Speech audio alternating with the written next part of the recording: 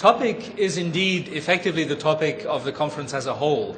So this introductory presentation is an attempt to frame some issues, to suggest some paths, to indicate some possible options for discussion that I hope may be of use in informing what will come in the rest of the meeting. On the fact that adapting to climate change is a necessity, there will, I'm sure, be a consensus among this audience. The opening ceremony showed as much. Nonetheless, there is scope for misunderstanding about what the need for adaptation actually means. There may even be some potential for confusion. In order to outline how scientific, ethical, and policy considerations can come together productively in this meeting and beyond, I would like, therefore, to start my introductory remarks with two comments on what may lurk behind the apparently straightforward word adaptation.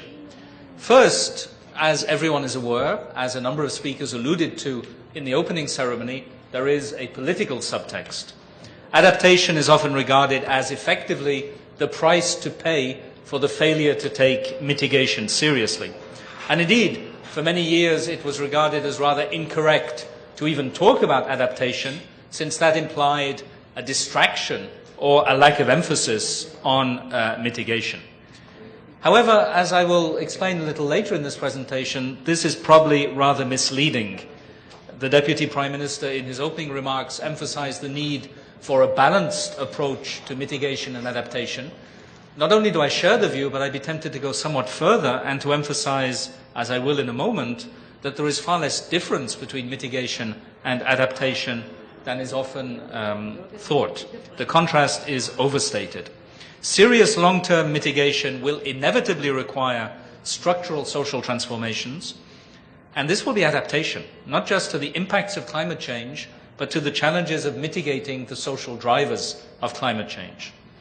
Secondly, second possible source of confusion, adaptation tends to be seen in purely passive terms as a coping strategy, and therefore as a cost to be borne or preferably to be avoided. However, if one takes seriously the points just made about the connections between mitigation and adaptation, one would have to qualify this view. I will discuss in a little more detail later the ways in which adaptation can also be seen as a positive process of grasping opportunities. Adaptation, thus, is neither purely passive nor purely negative. It is intimately connected to environmental concerns and development goals unrelated to climate change. Adaptation is, to that extent, what used to be called in the 1990s a no-regrets policy. The perspective on no regrets being precisely one that the Kyoto Protocol chose not to adopt, which is not, of course, to say that it doesn't raise difficulties or problems. For climate change is not a one-off problem to be solved, however ambitious international agreements may in due course turn out to be. It is rather a condition to be lived with, one that will endure as long as there is detailed predictive knowledge of what might happen to the Earth's climate, including but not limited to the effects on it of human activity. Now, the suggestion that climate change is not a problem to be solved might sound a bit perverse. It should certainly not be taken to mean that nothing can be done to reduce the ecological footprint of human activities, to ensure the transition to more sustainable energy use, or to avoid the most dangerous potential threats of sea level rise and temperature change. No, not at all. The point is that climate change is not best regarded as something purely external that happens to the Earth, though at one level it clearly is, but rather as an aspect of human knowledge and human limited capabilities. The best way to perceive this, I think, is through a thought experiment. If the Earth, for whatever reason, was subjected to catastrophic climate change, say global cooling, as a consequence of something that had nothing to do with human activity, would we therefore conclude that we have no reason and no duty to act in respect of that hypothetical global cooling? There are many science fiction stories about this. Of course not. The very fact of knowing, the very existence of capacities to act, would give rise to responsibilities within the limits of what was achievable, no doubt. And in particular, there would be a duty to show solidarity in the face of the shared challenges of adaptation, and, through prudent use of such technologies as might then be available, mitigation. Climate change is, to that extent, an essentially knowledge-shaped and knowledge-driven phenomenon. What follows is that, regardless of how well we deal with the current challenges of climate change, responsibility for the Earth's climate, in proportion to our knowledge and to our capacities, is ours to bear forever. The connection between science and adaptation thus goes deeper than the mere fact, which is important, but rather trivial, that one can hardly hope to adapt to something without some idea of what it is. Enhancing the climate change knowledge base is an essential component of adaptation, and it carries with it specific responsibilities. In particular, the knowledge base is not merely an abstract body of data and theories. It is a complex and multifaceted, socially constructed system that intertwines its epistemic features, its features as a knowledge system, with hardware, human efforts, and established institutional practices. The hardware, I doubt, will be forgotten in this meeting, but it's important to remember just how extensive is the sometimes expensive, sometimes routine hardware that we require to build, to maintain, and to enhance the scientific knowledge base. Everything from tide gauges and floating buoys to satellites. Things with a price tag in 5 figures up to things with a price tag in 8 figures. In addition, the ability to make use of the data produced by observing systems depends on the capacity to run numerical simulations, which is an important institutional issue that requires extensive investment in computing facilities, as well as intensive investment in the human capacity building required to use them. As I'm sure everyone in the room knows, there are currently only about a dozen research centers in the world that have the capacity to run multiple simulations on full-scale global circulation models. Everything that we say about climate change ultimately comes from 12 or 13 research centers. If they were all wrong, then we wouldn't even notice. I'm not suggesting that they are, simply that the narrowness of the institutional base is a problem for the scientific knowledge base itself. Science and ethics combine thus to set the stage for the policy problems that will be our principal concern in this meeting. Given what we know about what might happen, and given our priority concern for the needs and interests of the most vulnerable, what exactly should be done, how, and by whom? The answers, of course, are complex and specific to particular situations. They certainly do not derive simply from general considerations about issues and values. Climate change, as policy scientists have long put it, is a wicked or a messy problem. Wicked and messy are technical terms in the policy literature, though they don't sound very technical. What they mean is that climate change is not a problem that exists independently of the process that defines it as a problem. There is a very real sense in which climate change is what we think it is. And that is not to deny its reality, but to emphasize the difficulties in dealing with it, because they imply, among other things, that we have to choose a framing and agree on an approach. This is certainly not an argument for inaction or a counsel of pessimism. It's simply a specific challenge. It is certainly, however, a caution against simple one-off, purely technical solutions.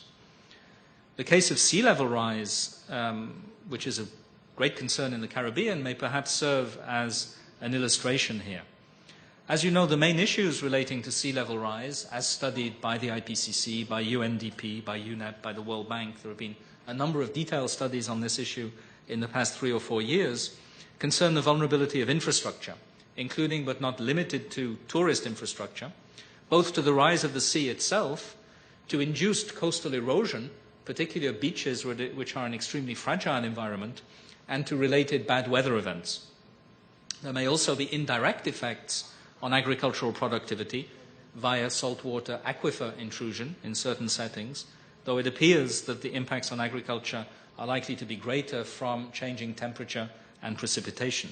The scale of the consequences could be enormous. According to the UNDP study I was referring to, some scenarios show a cumulative impact by 2050 that could reach 30 to 40% of GDP in some Caribbean states. The question then is what to do. And the scale of the issues put a very high premium on not getting the answer wrong, particularly because any particular choice crowds out other choices. The opportunity cost of policy failure is much, much higher even than its direct monetary cost. Experience is limited and many points remain controversial.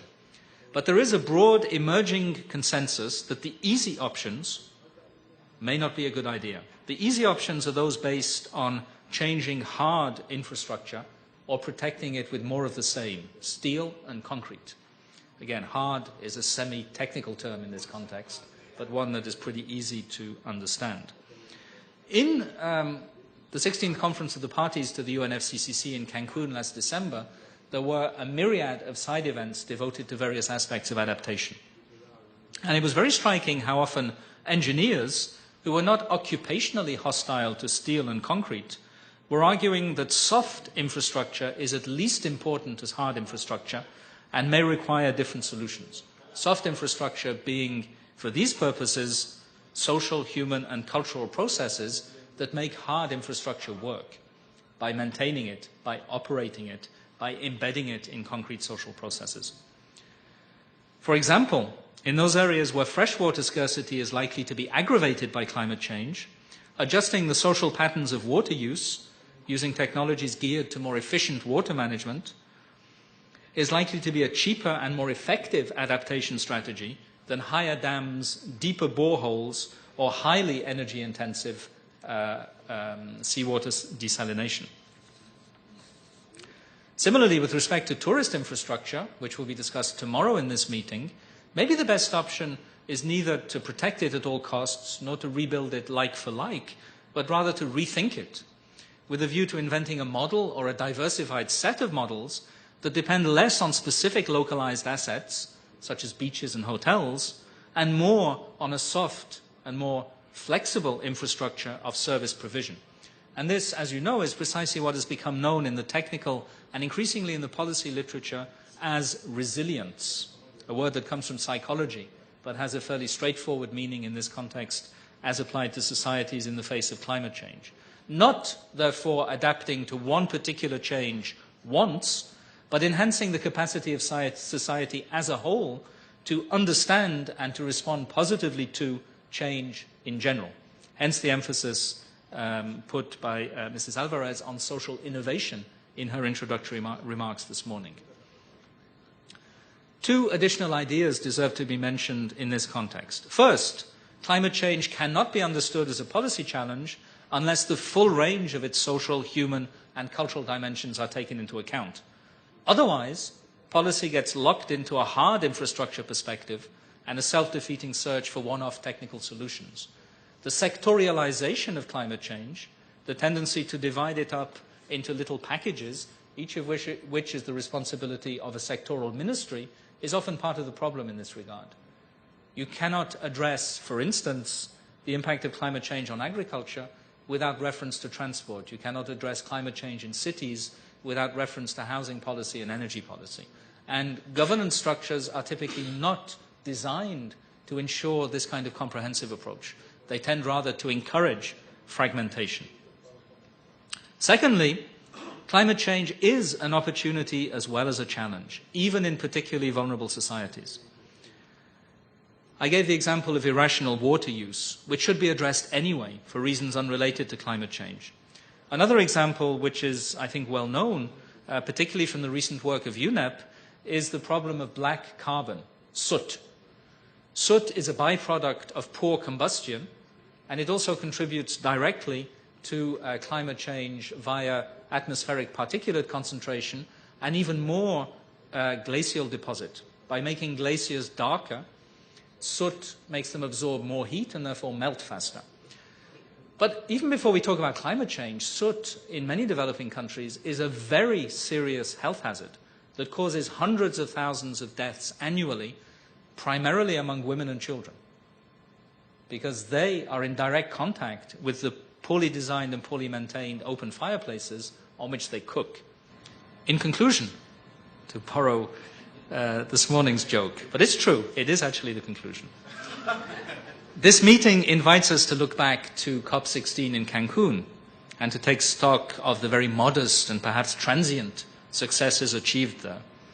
However, it is perhaps even more important to look forward, not just to COP17 in Durban at the end of this year, but also to the United Nations Conference on Sustainable Development in Rio de Janeiro in May 2012, 20 years after the conference at which the UNFCCC, the Convention on Biological Diversity, the Rio Declaration, and Agenda 21 were adopted.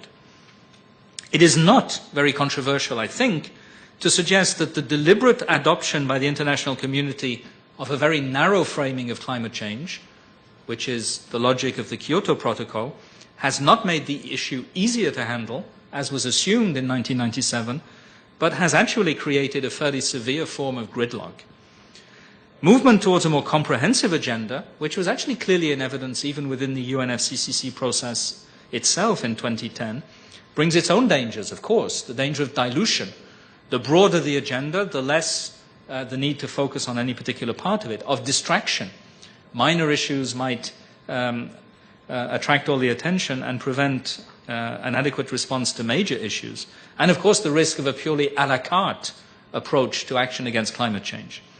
Nonetheless, if the arguments I've been sketching in this introductory presentation are even in part correct, broadening the climate change agenda could help address it in the way it demands.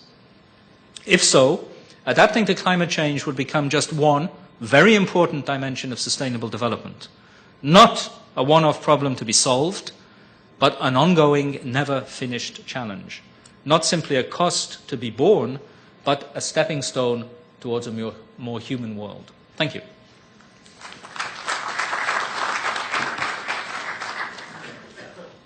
I would like to ask to Dr. Crowley, because for us, the small island states and the developing countries, of course, adaptations is a main issue. Yes, certainly. Mitigation is less significant for UNESCO because of the range of UNESCO's competences. The international community, as you know, has desired to make discussions on binding legal agreements with respect to mitigation the exclusive province of the UNFCCC negotiating process. UNESCO has no role in that. So this isn't an issue for UNESCO's activities. However, I fully agree with you that in the absence of serious efforts to ensure mitigation, many of the positive things I said about adaptation would become largely irrelevant. And indeed, the situation is worse even than you indicated, because 2 degrees centigrade temperature rise over pre-industrial levels, or even over some more recent benchmark, is a convenient reference point for supposedly non-dangerous climate change. It is not what's